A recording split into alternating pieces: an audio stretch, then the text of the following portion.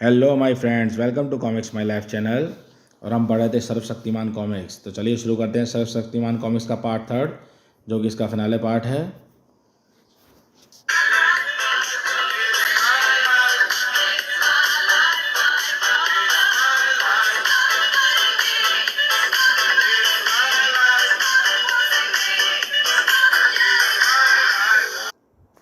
तभी परमाणु में ब्रह्मांड रक्षक हेडक्वार्टर से ध्रुव बोल रहा हूँ। स्प्रिट का एक टुकड़ा पृथ्वी मैं यहाँ पर ले आया हूँ। और सुनो, मुझको प्रज्ञाई जैसे दिखने वाले एक प्राणी ने रोकने की कोशिश की थी। उसको कहीं और से पावर सिग्नल भेजकर उनको द्वारा पावर दी जाती है, पर इन सिग्नलों को लेड धातु रोक लेती है। अगर तुम्हारा ऐसे प्राणियों सामना हो तो तुम भी यही ट्रिक आजमाना। मैं ये मैसेज बाकी ब्रह्मांड रक्षकों को भी भेज रहा हूँ।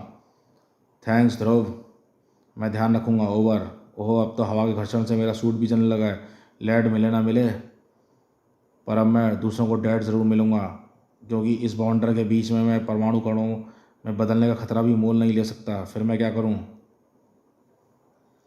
डोगा को अभी तक कोई संदेश नहीं मिल पाया था। वो परमाणु भी यहाँ पर है और वह किसी बवंडर में फंसा हुआ है, और ये औरत कुछ उठाकर भाग रही है। इसको रोकना होगा। ज़रूर इसी ने परमाणु को उस मुसीबत में फंसाया। पर अगर ये इस मुसीबत को दूर कर सकती है, रुक जाओ, वरना भागने के लिए टांगें नहीं बचेंगी। ओहो, तुम मेरी उम्मीद से जल्दी बाहर आ गया डोगा।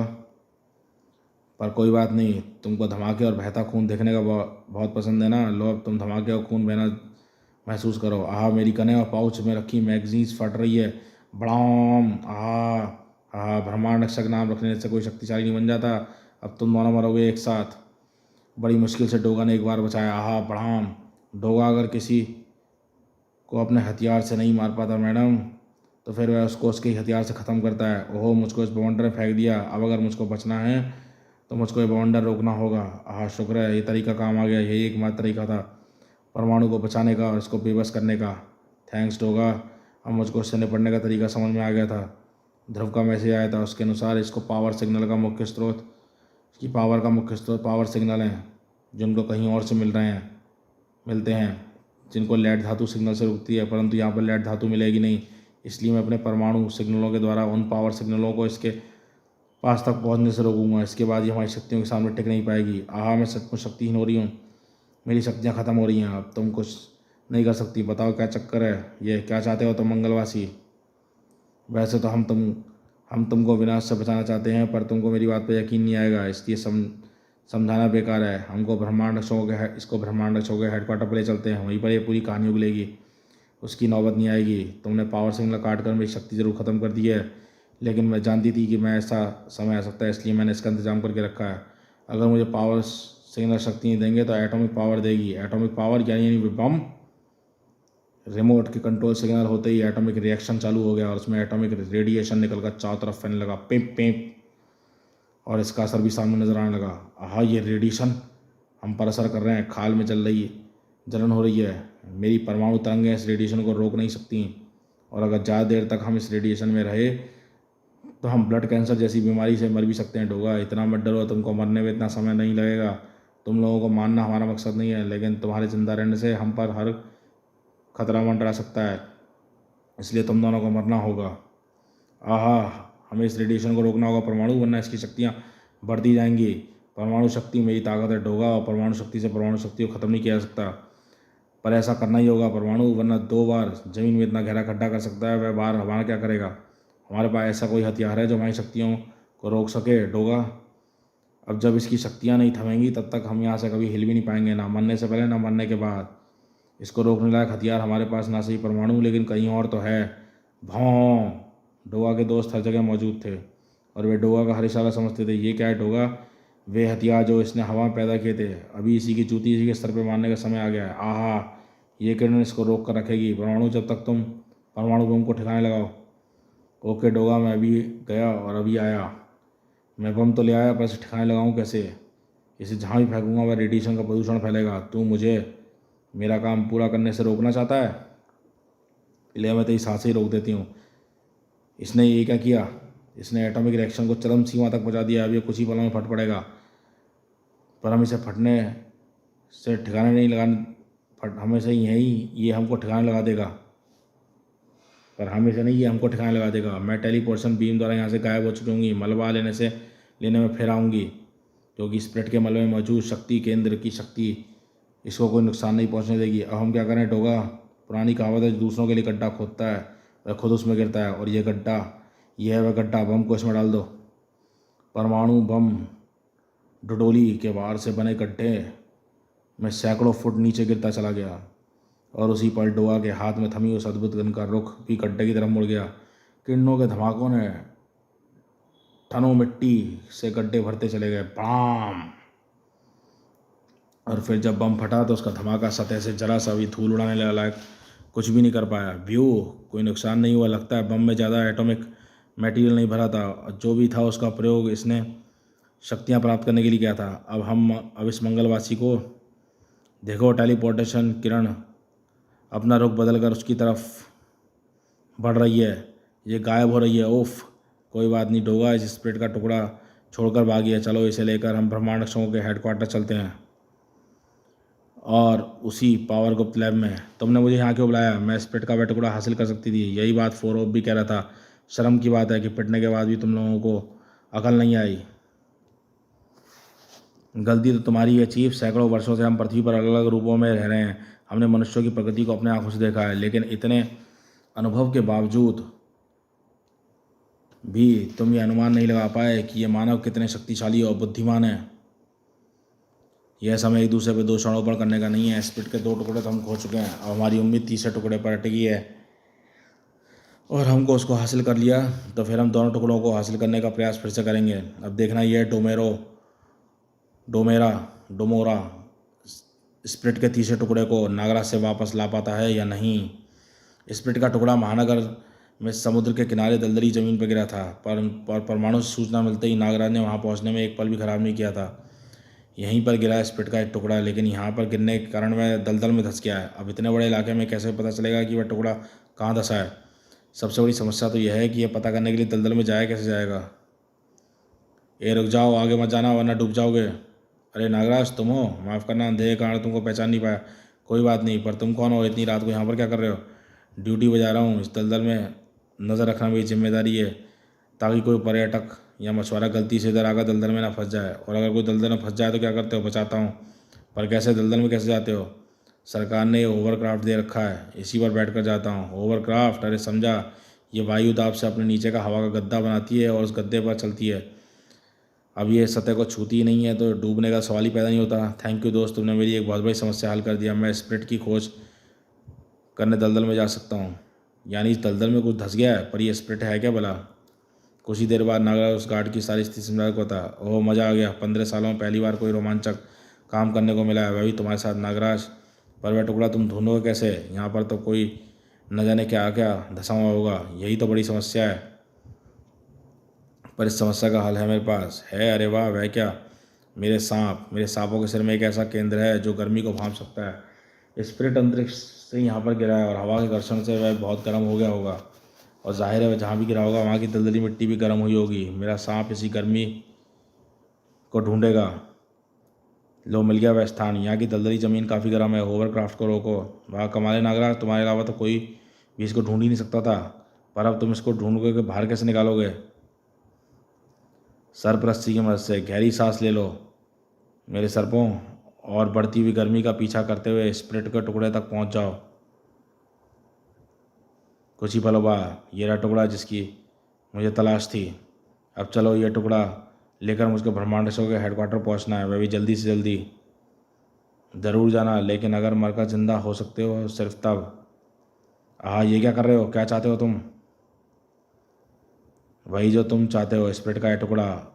इसको लेने के लिए मैं बहुत पहले यहाँ आया था, पर यह समझ नहीं आया था कि इस विशाल दलदल में उसको ढूंढूं तो कैसे ढूंढूं। पर तुम आ गए, तुमने मेरी समस्या सुलझा दी। अब तुम जब तक डूबोगे तब तक मैं इस टुकड़े को सही ठिकाने पर पहुंचा दूंगा। ओह, मैं धंसता जा रहा हूँ। यहाँ पर सरपरस्ती अटकाने की जगह नहीं है, या है? ओह, ये क्या? डोमेरा लगभग कामयाब हो गया था, लेकिन नागराज ने बाजी पलट दी। ये तो मेरे पीछे पड़ गया है। इसकी सरपरस्ती को काटना होगा। पर यह क्या, इसकी सरपरस्ती भी समझदार है, यह खुद ही मेरे वार से हट जाती है। और ये नागराज तो मेरे पास आया जा रहा है, दलदल पर सर्फिंग करता हुआ नागराज जल्दी होवरक्राफ्ट पे था। अब बताओ कौन हो तुम? स्प्रिट का टुकड़ा हासिल क्यों करना चाहते थे? पहले तुम मेरे एक सवाल का जवाब दो नागराज, मेरा रास्ता रोककर तुम मरना क्यों चाहते हो? ओह, एकाएक इसके शरीर में तेज धार वाले अंग फूटने लगे हैं और ये धारदार हथियार मुझे काट कर रख सकते हैं। इच्छाधारी शक्ति का प्रयोग करना होगा। हाँ, गायब होकर तू सिर्फ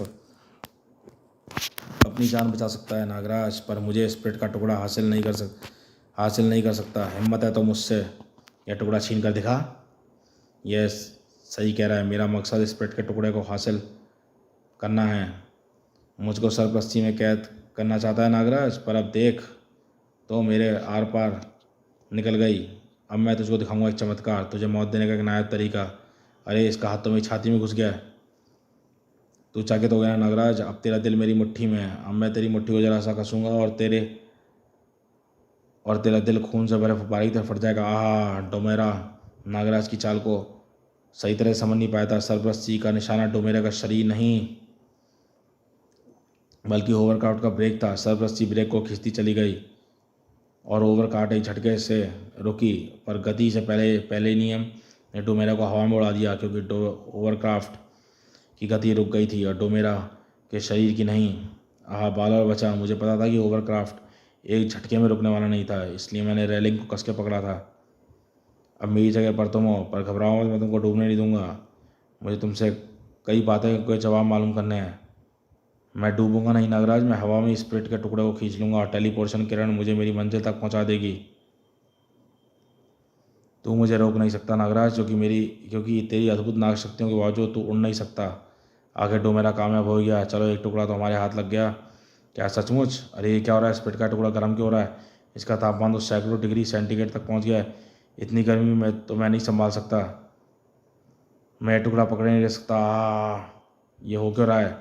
इसको मैं अपनी ऊष्मा किरणों से गर्म कर रही हूँ और अब यह टुकड़ा फिर से ब्रह्मांड रक्षकों के पास है। शक्ति, बिल्कुल सही वक्त पर आई तुम। बस बहुत हो गया चूहे बिल्ली का खेल, अब मैं और समय ख़राब नहीं कर सकता।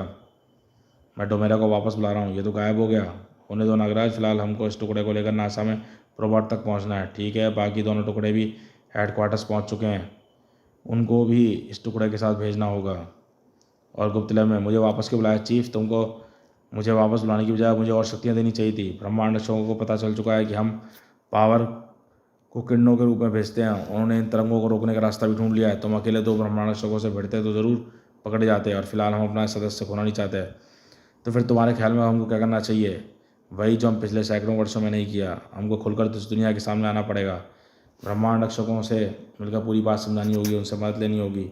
इन मामूली पृथ्वीवासियों से मदद मत भूलो। यहाँ पर हर सदस्य मामूली पृथ्वीवासियों से मात खा चुका है। ब्रह्मांड रक्षकों के हेडक्वार्टर पर किसी को चाय पीनी है? गर्म दूध हो तो मैं एक गिलास पीऊँगा। चाय में पीऊँगा। तुम चाय लोगे? डोगा डोगा तो सिर्फ अपराधियों का खून पीता है, कानून तोड़कर।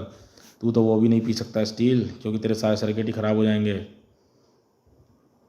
हम पिएंगे अमन का जाम। हम तुम्हारे साथ मित्रता करने आए हैं। भूत के मुंह से राम राम, ये इनकी कुछ चाल लगती है नागराज। हो सकता है डोगा, पर इनकी बात सुनने में कोई हर्ज नहीं। कहो, क्या कहना चाहते हो? हम मंगल ग्रह के प्राणी हैं, जिनको तुम अपनी भाषा में मार्शियन कहते हो। हमारी उम्र पृथ्वी के वर्षों में सैकड़ों वर्षों की होती है। हम आज से लगभग 370 साल पहले पृथ्वी पर आए थे, और हमारा पृथ्वी पर आने का कारण था हमारी पूरी सभ्यता का नष्ट हो जाना। मंगल ग्रह की पूरी आबादी के नष्ट हो जाने का कारण क्या था? वही शक्तिपुंज जो स्प्रिट के यान के जरिए पृथ्वी पर आने की कोशिश कर रहा है।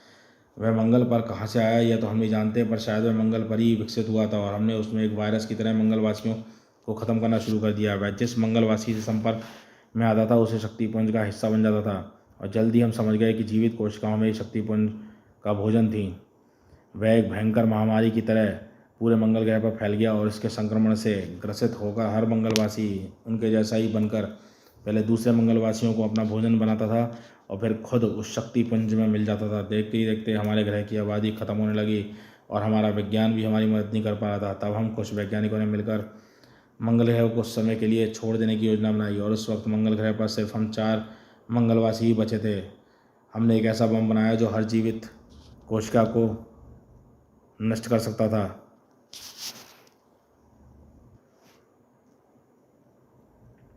हमने एक गहरा खड्डा खोदकर उस बम को फिट किया, फिर सर्वशक्तिमान को अपना पीछा करवाते हुए वहाँ तक ले गए। योजना के अनुसार सर्वशक्तिमान उस गड्ढे में गिरा, और उसी वक्त हमने रिमोट बम फोड़ दिया, और उसी वक्त बम के विकर्ण ने सर्वशक्तिमान की सारी कोशिकाएं नष्ट करके उसे फिर से शक्तिपुंज में बदल दिया। अब उसके आसपास ऐसी कोई जीवित कोशिका नहीं बची थी जो उसे फिर से जीवन दे सकती है। लेकिन बम का रेडिएशन सतह को चीर कर हम तक भी पहुंचा था, इसलिए हमने विकर्ण के ख़त्म होने तक मंगल ग्रह को छोड़ देने का फैसला किया। फिर भी अब मंगल को पूरा नष्ट हो चुका था। विकर्ण को लुप्त होने में सैकड़ों वर्ष लग गए और तब तक हमने पृथ्वी पर मानवों के रूप में रहने का फैसला किया और इस कारण से हम पृथ्वी पर आ गए। लेकिन पृथ्वी पर आने के बाद एक समस्या खड़ी हो गई। हमें अपना रूप बदलने की क्षमता नहीं थी, इसलिए हम पृथ्वी पर इंसानों के बीच नहीं रह सकते थे। कई वर्षों तक हम छुप कर रहे, अपने यान में पृथ्वी के कोने से दूसरे कोने में छिपते रहे। पर इस दौरान मानवों की आबादी बहुत तेज़ी से गति से बढ़ती हुई और हम छुपने के लिए स्थानों की कमी पड़ने लगी। अब मानवों से छुपना असंभव हो गया। तब हमारी दोस्त डोरीलियो ने के आविष्कार ने हमको बचाया। उसने एक ऐसी चिप बनाई जिसको अगर किसी मानव के मस्तिष्क में सही स्थान पर लगा दिया जाए तो उसके दिमाग की तरंगें हमारे चेहरे से टकराकर परावर्तित हो सकती हैं और देखने वाले को हमारा चेहरा मानवीय लगता है। हमने एक सुनसान स्थान पर रहने वाले मानव हरिहर को ढूंढा और उसके दिमाग में उस चिप को प्रत्यारोपित कर दिया। चिप ने तो काम कर दिया, पर एक समस्या खड़ी हो गई। दूसरे सही मानव तो हमको मानव रूप में देख रहे थे, पर हरिहर हमको मार्शियन के रूप में ही देख रहा था। इसलिए हमने उसको पागल घोषित करने का फैसला किया। उसको राजनगर के पागल खाने में भिजवा दिया और हमारा एक सदस्य डॉक्टर कद्रे बनकर उस पर नज़र रखने के लिए बैठ गया, क्योंकि उसको हमको पता था कि अगर हमको शक्तिपुंज फिर सक्रिय हुआ तो हमको ही ढूंढेगा और हरिहर के दिमाग से जुड़े होने के कारण उसका पहला असर हरिहर पर ही होगा। और ऐसा ही हुआ और खतरा हम पर संपर्क मंडराने लगा। पर ऐसा हुआ क्यों? शक्तिपुंज फिर से सक्रिय कैसे हो गया? तुम्हारे कारण। स्पिरिट पृथ्वी से गया, इसलिए उसमें सूक्ष्म जीव मौजूद थे और उस जीवन से शक्ति पाकर शक्तिपुंज से सक्रिय हो गया और स्पिरिट में सवार होकर पृथ्वी की तरफ आने लगा। हम बाकी बचे मंगलवासियों को ख़त्म करने के लिए। वह तो अच्छा हुआ कि शक्तिपुंज को नष्ट करने के बाद हम उस स्थान की निशानी के लिए एक गोलाकार आकृति बना दी थी, वरना हमको पता नहीं चलता कि स्पिरिट ने उसी स्थान पर खुदाई की है। शक्तिपुंज को दोबारा ना पनपने देने के लिए तुम्हारा साथ। स्पिरिट, अब तुम हमसे क्या चाहते हो? शक्तिपुंज को दोबारा ना पनपने देने के लिए तुम्हारा साथ। स्पिरिट के टुकड़ों को जोड़ने के लिए नासा के हवाले मत करो, वरना अगर एक बार स्पिरिट जुड़ गया तो पृथ्वी जैसे घनी आबादी वाले वातावरण में वह महाशक्तिशाली बन जाएगा और फिर पहले वह हमको ढूंढकर हमारा विनाश करेगा, क्योंकि हम मार्शियन उसके लिए खतरा साबित हो सकते हैं। और फिर उसके बाद वह पृथ्वी को वैसे ही जीवन रहित कर देगा जैसे उसने मंगल ग्रह को किया था। तुम्हारी कहानी सुनने में तो दिलचस्प है और मेरा दिल चाहता है कि मैं इस पर भरोसा भी कर लूँ। अगर ऐसा है तो पृथ्वी एक ऐसे विनाशकारी तूफान के लिए तैयार रहना चाहिए जो पृथ्वी पर से जीवन नाम की चीज़ मिटा देगा, और ऐसा होने में ज़्यादा वक्त नहीं है। लेकिन यह भी तो हो सकता है कि तुम सभी मंगल ग्रह पर अपराधी प्रवृत्ति वाले प्राणी रहे हो, जिनको वहाँ के जीवन पर किसी तरह से नाश कर दिया हो, और सर्वशक्तिमान मार्शियन विज्ञान की वजह से प्रोग्राम पावर हो जो तुम सबको किसी कीमत पर ढूंढ कर ख़त्म करना चाहता हो। खैर जो भी हो, अब तो तीर कमान से निकल चुका है। परमाणु स्पिरिट के टुकड़ों को जोड़कर नासा के लिए रवाना हो चुका है। ये मैं क्या देख रहा हूँ? स्पिरिट के ढांचे में से तंतु कैसे फूट रहे हैं? ये क्या हो रहा है? और ये तंतु मुझको जकड़ना चाह रहे हैं और मुझको पहले ये मुझको नुकसान पहुंचाए। मुझे परमाणु ब्लास्ट से चलाना होगा। उधर परमाणु ब्लास्ट, इस परमाणु ब्लास्ट में एक मंजिली इमारत को धूल में बदलने की शक्ति थी, लेकिन बदले में परमाणु को जो बार झेलना पड़ा वह 50 मंजिली इमारत को भी अणुओं में बिखेर डालने के लिए पर्याप्त था। आहा, यह तो प्रोफेसर द्वारा बनाई गई स्टेबस स्टील की पोशाक का ही कमाल है जो मैं इस भार को झेल सका। पर इसने ऐसी किरण तुरंत कैसे बना ली जो मेरी परमाणु किरण से एकदम 10 गुना शक्तिशाली हो। तेरे शरीर में जीवन के लक्षण तो हैं, लेकिन फिर भी तुझे छूने पर जीवित कोशिकाओं के बजाय मृत अणु क्यों मिल रहे हैं? वह शायद इसलिए क्योंकि ये तंतु अभी मेरी एस्बेस्टस की पोशाक को छू रहे हैं। पर अभी तक समझ में नहीं आया कि उसने परमाणु ब्लास्ट वाली किरण कैसे बनाई, और ये है कौन? ये चीज़ क्या है? कुछ भी हो, इसको स्पिरिट से अलग करना होगा। मेरे ब्लास्ट स्पिरिट को इतना गर्म कर देंगे कि इसके अंदर जो प्राणी छिपा होगा बिलबिलाकर बाहर आना पर मजबूर हो जाएगा। परमाणु की मेहनत रंग लाई, तंतु गायब होने लगे। अरे वाह, मेरी चाल कामयाब रही। यह प्राणी जो भी था वह बाहर तो नहीं आया, लेकिन मेरे वालों से अपने अंदर सिमट कर रहने में मजबूर हो गया। मैं जल्दी जल्दी नासा पहुंचता हूँ ताकि ये इस समस्या रहस्यमय प्राणियों और स्पिरिट की ठीक इस तरह जांच कर सकें। लेकिन परमाणु को जिस चीज़ को अपनी जीत की निशानी समझ रहा था वही उसकी हार की शुरुआत थी। वो भी अपना रूप फिर से बदल रहा है और उसका नया रूप एकदम मेरे जैसा है। और ये अब इसका रूप मेरे जैसा है और इसकी शक्तियाँ भी मेरे जैसी होंगी। हाँ, इसकी शक्तियाँ तो मेरी शक्तियों का रूप ज़रूर है, लेकिन मेरी शक्तियाँ से कई गुना ज़्यादा पावरफुल हैं और मैं इसकी शक्तियों से नहीं निपट सकता। इसके शरीर पर चढ़ी परत का विश्लेषण करके मैंने इसका प्रतिरूप तो बना लिया, पर अब मुझको इसकी जीवित कोशिकाओं को खाकर अपनी ऊर्जा बढ़ानी है। अभी मुझको अपने दुश्मन को ढूंढने और फिर इसको नष्ट करने के लिए काफ़ी ऊर्जा चाहिए। वह ऊर्जा मुझको ये प्राणी देंगे जिनको मनुष्य कहा जाता है। परमाणु की यह तड़प उसकी पोशाक यंत्रों के माध्यम से नासा प्रोबोट तक जहाँ पहुँची हो। परमाणु मुसीबत में, मुझे उसका हाल देखना होगा। प्रोबोट की भाव में लगे यंत्रों की कतार चमकने लगी। ओहो, परमाणु की जान खतरे में है, वह खुद ही ट्रांसफर नहीं हो सकता, मुझे उसको बुलाना होगा। प्रोबोट के सक्रिय नासा के विशाल कंप्यूटर जुड़ गया। कंप्यूटर एक टेलीपोर्शन मशीन बनने लगा, लेकिन परमाणु को बचाने वाले और भी थे। देखो ब्रह्मांड रक्षकों, तुमने मंगल पर जीवन नहीं बल्कि पृथ्वीवासियों की मौत ढूंढ ली है। अब इसको नष्ट करने में हमारी मदद करो, वरना हम मार्शियंस के साथ साथ तुम होमो सैपियंस का निशान भी मिट जाएगा। पर कैसे? तुम लोगों ने तो वह बम फोड़कर इसको नष्ट किया था जो जीवन का नामो निशान मिटा दे। पृथ्वी पर हम इस तरीके को नहीं आजमा सकते, फिर कोई और तरीका सोचो, क्योंकि यह किसी भी शक्ति के संपर्क में आती है उसका प्रतिरूप बनाने की अद्भुत क्षमता रखता है। वो मार्शियन के बाहर के प्रतिरूप से उस उड़न तस्तरी के कई टन मलबे के नीचे दफन कर दिया। फिर उस प्राणी का ध्यान फिर से अपने भोजन की तरफ, परमाणु की तरफ मुड़ गया। अरे ये क्या, ये गायब हो रहा है, हाथ आया पोषण जा रहा है। कह रहा मुझको पृथ्वीवासियों से पेट भरना होगा, मुझको आकार चाहिए, शक्ति चाहिए, शक्तिमान बनना है मुझे, सर्वशक्तिमान। महानगर की व्यस्त जिंदगी के एक और दिन की शुरू हो चुका था, लेकिन आज उसकी व्यस्त जिंदगी में अस्त व्यस्त करने के लिए एक भूचाल आने वाला था, जिसका नाम था सर्वशक्तिमान, जिसने मानवों को बचा सकने वाले हजारों टन भारी मलबे के नीचे दफन थे, या फिर अपने जीवन की अंतिम सांसें करने थे। ये परमाणु यहाँ पर कैसे? इसको मैंने बुलाया, पर इसको हुआ क्या? ये तो स्पिट मलबे के टुकड़े को जोड़कर यहाँ नासा में लाने वाला था। फिलहाल तो वह अपनी अंतिम सांसें गिनना है। किसी ने इसके शरीर की जीवन ऊर्जा खींच ली है, पर मैं इसे मरने नहीं दूंगा, नहीं मरने दूंगा। अगर परमाणु मर गया तो प्रोबोट भी मर जाएगा। पृथ्वी पर सर्वशक्तिमान का कहर तेजी से फैल रहा था। सर्वशक्तिमान द्वारा संक्रमित किए गए मानव उसका संक्रमण आगे फैलाकर पहले तो दूसरे मानवों की जीवन ऊर्जा को सोख रहे थे और फिर खुद सर्वशक्तिमान के शरीर में मिलकर उसकी ऊर्जा और आकार बढ़ा रहे थे। यह संक्रमण हर तरफ से फैला था, हवा से, पानी से, ज़मीन से, और पृथ्वी पर जीवन होने का यह शायद आखिरी अध्याय लिखा जा रहा था। लेकिन अभी भी उम्मीद की एक नहीं बल्कि कई किरणें बाकी थी।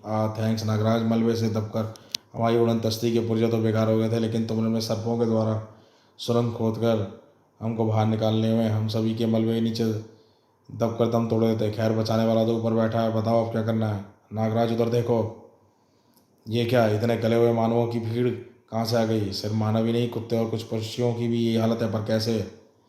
ये सभी संक्रमित हो चुके हैं। सर्वशक्तिमान को अपने लिए और जीवन ऊर्जा खींचने के लिए भेज रहा है। ये पहले हमारी ऊर्जा खींचेंगे, फिर खुद जाकर वह ऊर्जा सर्वशक्तिमान को सौंप देंगे। इस संक्रमण को यहीं रोकना होगा। ये संक्रमण का एक बहुत छोटा सा हिस्सा शक्ति, इसको रोक कर कुछ नहीं होगा। इसको रोकना तो सर्वशक्तिमान को रोकना होगा, सीधे टक्कर लेनी होगी उससे। ठीक है, वैसे भी फिलहाल हमारे पास योजना बनाने का वक्त नहीं है। मेरा विष किसी जीवित प्राणी को गलाकर नष्ट कर देता है। सर्वशक्तिमान मेरे जहर से बच नहीं पाएगा। चलो। सर्वशक्तिमान ने अभी बेशुमार जीवन ऊर्जा को एकत्र कर लिया था। अब उसका आकार विशाल का आकार गगनचुंबी इमारतों को बौना बना रहा था। अब इसको रोकना हमारा काम है ब्रह्मांड रक्षकों, लेकिन हम इस पर एक साथ हमला नहीं करेंगे। पहले मैं और स्टील आगे जाएंगे। स्टील के अंदर जीवन ऊर्जा बहुत कम है। सर्वशक्तिमान उसकी जीवन ऊर्जा खींचने के लिए बहुत मेहनत करनी पड़ेगी, और जब तक सर्वशक्तिमान स्टील से उलझा रहेगा तब तक मैं अपने विष द्वारा इसके शरीर को गलाता रहूँगा। और अगर हम असफल रहे तो मार्शियंस इनसे निपटेंगे, और इनके भी असफल हो जाने की सूरत में ध्रुव शक्ति और डोगा इसको नष्ट करने का प्रयास करेंगे।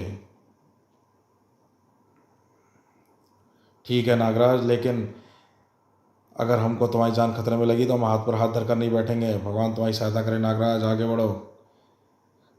तुम्हारा क्या ख्याल है, नागराज इसको ख़त्म कर पाएगा? ज़रूर कर पाएगा। तो मेरा वह पृथ्वी पर, वह भी पृथ्वी के प्राणी कोशिकाओं से बना है, और मेरा नागराज का विष पृथ्वी की किसी भी कोशिका को ख़त्म कर सकता है। नागराज इसको ज़रूर ख़त्म करेगा, और इसके साथ साथ सच्चाई भी हमेशा के लिए ख़त्म हो जाएगी। चुप।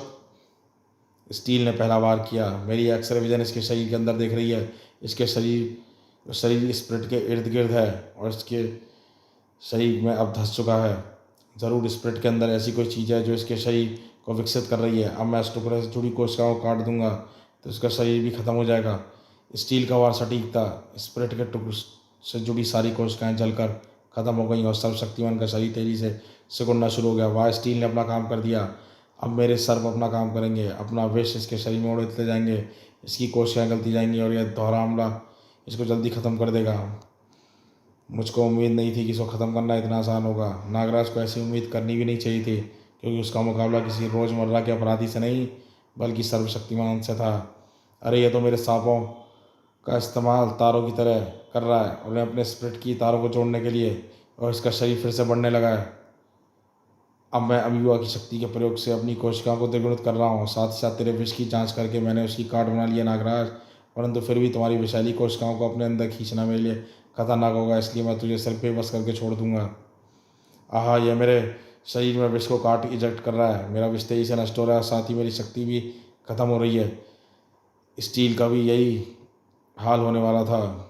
तुम्हारे अंदर जीवन ऊर्जा नहीं है, बल्कि विद्युत ऊर्जा तुमको जीवन दे रही है, इसलिए तुम्हारा जीवन ही तुम्हारी मौत बनेगा। हाई वोल्टेज विद्युत का एक ही झटका तुम्हारे सारे सर्किटों को नष्ट कर देगा। स्टील, इसने तो बड़ी आसानी से दोनों को कमजोरी को ढूंढ निकाला। सर्वशक्तिमान किसी के संपर्क में आती है, उसका पूरा विश्लेषण करके उसकी कमजोरी को ढूंढ निकालता है, और फिर उसकी कमजोरी को वार करके उसे ख़त्म कर देता है।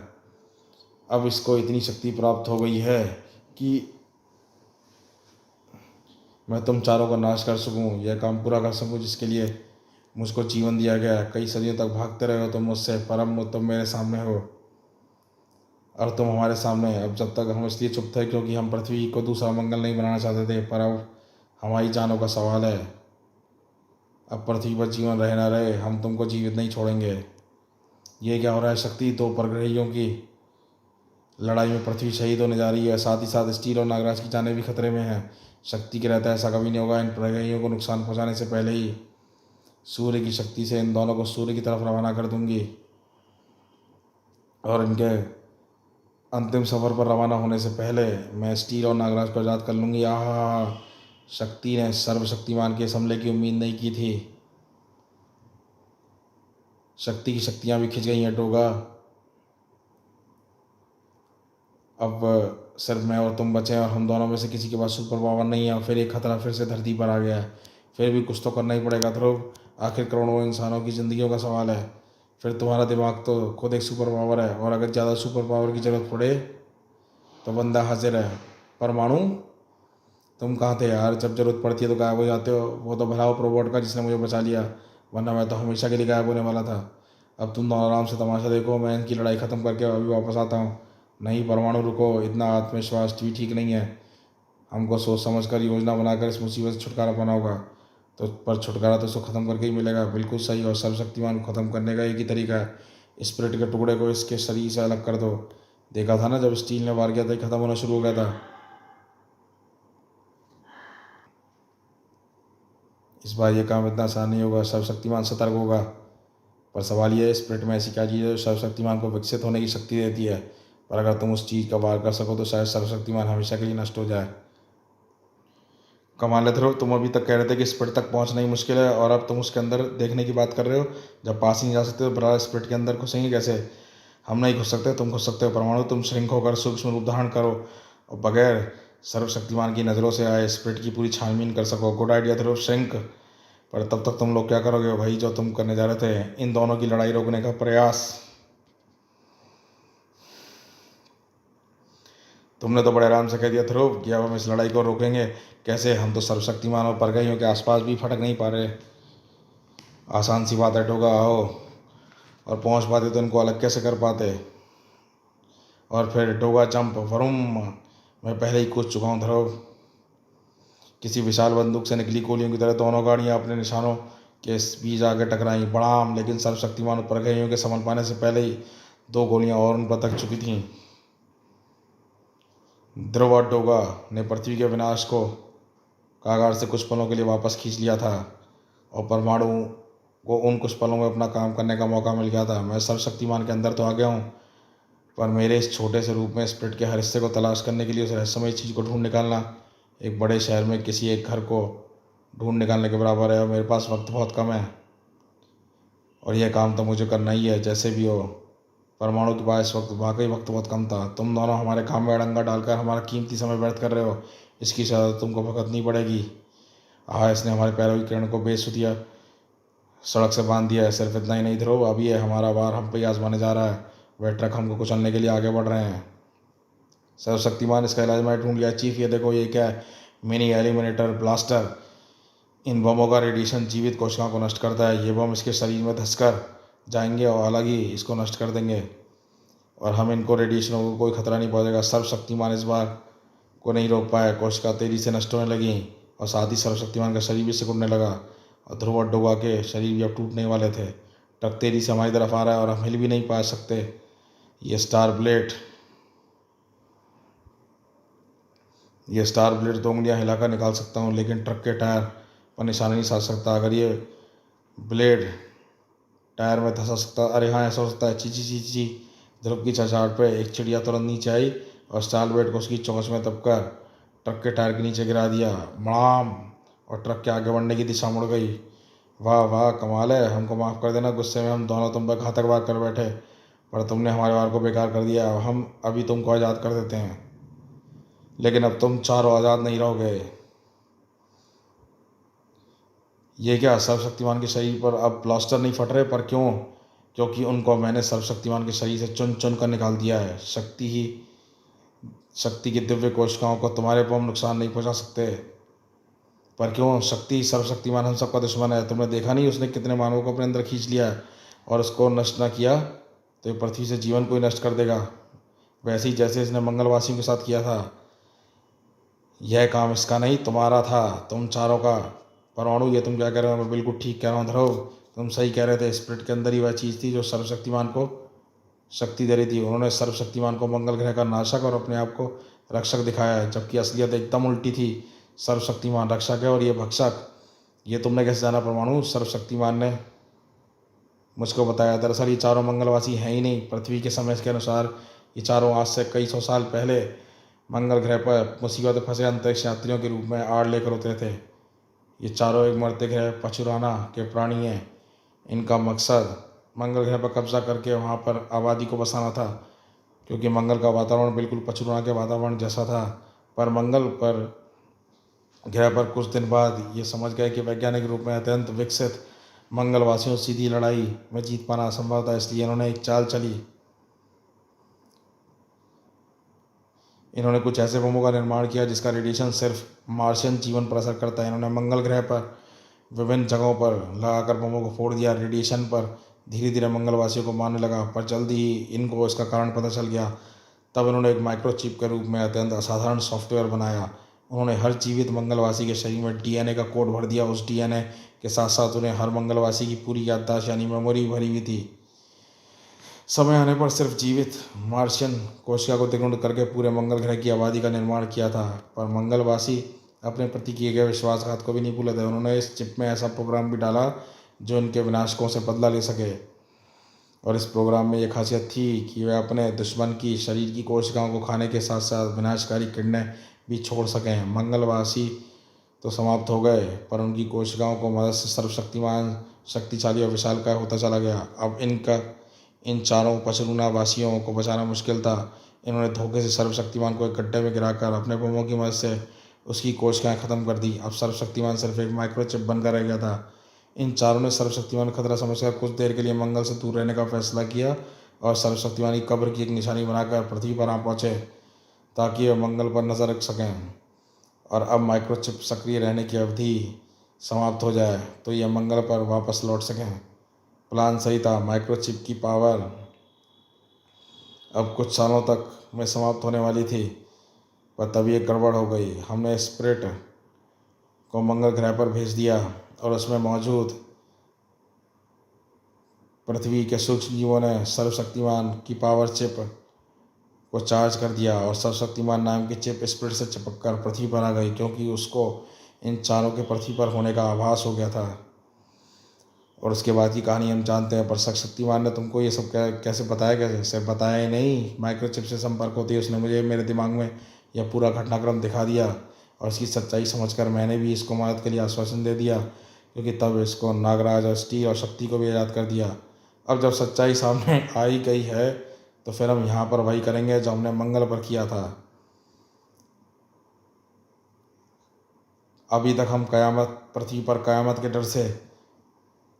कयामत इस डर से नहीं कर रहे थे कि कहीं हमारी इस हरकत से सर्वशक्तिमान हमारी स्थिति का पता न चल जाए। पर अब पृथ्वी पर कयामत बरसेगी और सर्वशक्तिमान के साथ ही पृथ्वी भी एक बंजर ग्रह बनकर रह जाएगी। हाँ, ये न्यूट्रॉन बम छोड़ रहा है जिसके रेडिएशन सिर्फ जीवित प्राणियों को ख़त्म करता है। पर ये बम इसके पास कहाँ से आ रहे हैं? शायद पावर सिग्नलों के ज़रिए। अभी उसी की मदद से बमों को अपनी गुप्त लैब से टेलीपोर्ट कर रहे हैं। इनके पावर सिग्नलों को रोकना होगा। यह गुप्त लैब हमारी उड़न तश्तरी में है ध्रुव, और अब की बार हम पावर सोर्स को अपने साथ लेकर आए हैं। हम पिछली बार की गलतियों से सबक लिया है, पर तुम लोगों को गलती सुधारने का मौका नहीं मिलेगा। सर्वशक्तिमान भी कमज़ोर पड़ रहा है, अब इनको हमें रोकना ही होगा। ब्रह्मांड रक्षकों, मैं रेडिएशन से बचने के लिए सर्प शील्ड बनाता हूँ। हम उसके पीछे से हमला कर सकते हैं। मुझे शील्ड की ज़रूरत नहीं, और ना ही मुझे ये रेडिएशन मेरी दिव्य कोशिकाओं को नुकसान नहीं पहुँचा सकता। बस मुझको अपने अंदर मौजूद चंदा के सूक्ष्म रूप की रक्षा करनी होगी। पर यह हमला ज़्यादा देर तक नहीं चला। आहा, इसकी शक्तियों से जीत पाना बहुत मुश्किल है। फिलहाल तो ये रेडिएशन सिर्फ हमको ही नुकसान पहुँचा रहा है, पर जल्दी पूरी पृथ्वी पर फैल जाएगा। इसको रोकना होगा। वह कैसे? हम इनके सामने कीड़ों से ज़्यादा कुछ भी नहीं है। अब तो सर्वशक्तिमान भी नष्ट हो रहा है और ये अपने आप को नहीं बचा पा रहा। फिर हम क्या कर सकते हैं? एक तरीका है, जल्दी बोलो ध्रुव। हमको सिर्फ तुम्हारे दिमाग का सहारा है और मुझको तुम्हारा। सुनो, स्टील और शक्ति की मदद से मैं इनका ध्यान बटाओ। मैं टोगा और परमाणु को अपने साथ ले जा रहा हूँ। पर कहाँ ध्रुव? पूछो मत, वक्त नहीं है। अगर जिंदा रहा तो लौट कर बताऊँगा। ये तुम हमको कहाँ पर ले आए ध्रुव? ये तो वही जगह है जहाँ पर मलबे के नीचे पचराना वासियों की उड़न तश्ती दफन है। बिल्कुल सही। अब इनको यह मलबा हटाकर इसी यान तक पहुँचाना है। वही यान हमारी एकमात्र उम्मीद है, और इस मलबे को जल्दी से जल्दी हटाने का काम टोगा और परमाणु जैसे शक्तिशाली लोगों के बाजू ही कर सकते हैं। वो कहते ध्रुव, उम्मीद है कि तुमने जो सोचा है वह पृथ्वी को जरूर बचाएगा। ध्रुव के दिमाग पर नागराज शक्ति और स्टील ने अपनी चांद दांव पर लगा दी थी। इन्होंने मुझे किसी अजीब तरह की ऊर्जा खोल में कैद कर दिया है। मैं तुम्हारी मदद नहीं कर सकती नागराज। ये ध्रुव क्या कर रहा है? क्या ऐसे कुछ करवाने से पहले ही मैं ख़त्म हो जाऊंगा? पड़ी जान है तुझे में नागराज। इतना रेडिएशन से तो हम हजारों पृथ्वीवासियों को ख़त्म कर देते। इतने बम बर्बाद करोगे तो हम पूरी पृथ्वी की आबादी कैसे ख़त्म करेंगे चीफ? अब हमको बमों को पृथ्वी के वातावरण में दागना चाहिए, बादलों की ऊंचाई पर, ताकि वहाँ से रेडिएशन पूरी पृथ्वी में फैल कर इस ग्रह को जीवन रहित कर दे। ठीक कहा तुमने टोरेली। अब पृथ्वी का विनाश होकर रहेगा। घातक बम हवा में कई किलोमीटर ऊपर उड़ गए और उनका एक ही ब्लास्ट पृथ्वी से जीवन को ऐसे साफ कर सकता था जैसे पेंसिल से खिंची लाइन को रबड़ साफ कर देती है। पर तभी ये क्या हो रहा है? बम गायब हो गए। कैसे हो रहे हैं? यह बम सिर्फ बम ही नहीं, हम सभी गायब हो रहे हैं। गायब ही नहीं, टेलीपोर्ट हो रहे हैं। मूर्ख, किसी ने शिप में मौजूद हमारी टेलीपोर्टेशन मशीन को चालू कर दिया है। किसी ने कहा, ये ज़रूर ध्रुव का काम है। इस बार को सिर्फ वही सोच सकता है। और ये क्या गलती कर बैठे हम? अब ये टेलीपोर्टेशन रे हमको न जाने कहाँ ले जाकर पटकेगी। मर गए हम तो। कमाल कर दिया तुमने ध्रुव, इनके ही हथियार से इनको मात दे दी। मैंने तो सिर्फ रास्ता दिखाया डोगा। मलबे को हटाकर यहाँ तक पहुँचाने की सारी मेहनत तो तुमने की है, और मैंने जो परमाणु ब्लास्टों को मलबे को तोड़ा उसका कुछ नहीं। और मेरी भी तो तारीफ़ करो। आखिर टेलीपोर्टेशन मशीन को चलाने का तरीका तो मैंने ही बताया है। और फिर सर्वशक्तिमान ने जिन मानवों को निकला था उन सभी की डीएनए प्रोग्रामिंग उनकी प्रोग्रामिंग ने सुरक्षित है। उससे मानव कोशिकाओं की मदद से उन सभी को फिर से सजीव रूप प्रदान कर दिया है। यानी इस पूरे हादसे में किसी भी पृथ्वीवासी की जान नहीं गई है। अब हमारे सामने सबसे पहला काम सर्वशक्तिमान चिप को मंगल ग्रह पर वापस पहुँचाना है, ताकि सर्वशक्तिमान फिर से मंगल ग्रह पर आबादी को बचा सके। मंगल पर तो हम सर्वशक्तिमान को बचा देंगे, पर उसको मंगल ग्रह पर फिर से जीवन बसाने के लिए मंगलवासियों की जीवित कोशिकाएं मिलेंगी कैसे? सभी मंगलवासी तो मर चुके हैं। सर्वशक्तिमान के अनुसार कुछ मंगलवासी अंतरिक्ष अभियानों पर भी निकले हुए हैं। वे मंगल ग्रह पर वापस आ सकते हैं और उनकी मदद से सर्वशक्तिमान मंगल ग्रह को फिर से आबाद कर सकता है। पर खतरा भी पूरी तरह से दूर नहीं हुआ था। उफ, टेलीपोर्टेशन रे ने हमको ना जाने ब्रह्मांड के किस कोने में पटक दिया। हम फिलहाल कुछ नहीं कर सकते, पर पावर सोर्स अभी भी हमारे पास है। इसकी मदद से हम जीवित रहेंगे और फिर एक ना एक दिन हम अपना बदला लेकर रहेंगे, और हमारा बदला होगा मंगल की तरह पूरी पृथ्वी से जीवन का समूल विनाश, समाप्त। तो दोस्तों, ये पचुराना ग्रह के प्राणी वाकई वापस आएंगे, और वापस आए हैं सर्वनायक सीरीज़ में। इन्होंने मसीहा को पावर दी है। अब मसीहा क्या करने वाला है आगे, वो भी पता लगेगा, और ये क्या कर रहे हैं वो भी पता लगेगा। लेकिन फ़िलहाल यहाँ सर्वशक्तिमान मल्टी स्टार महाविशेषांक यहीं पर समाप्त होता है। तो दोस्तों, ये कॉमिक्स आपको कैसी लगी बताइएगा। इसे लाइक करिए, शेयर करिए, कमेंट करिए। हमारे चैनल पे फर्स्ट टाइम है तो सब्सक्राइब करिए। तो मिलते हैं आगे फिर किसी और कॉमिक्स में। देखते रहिए कॉमिक्स माई लाइफ चैनल।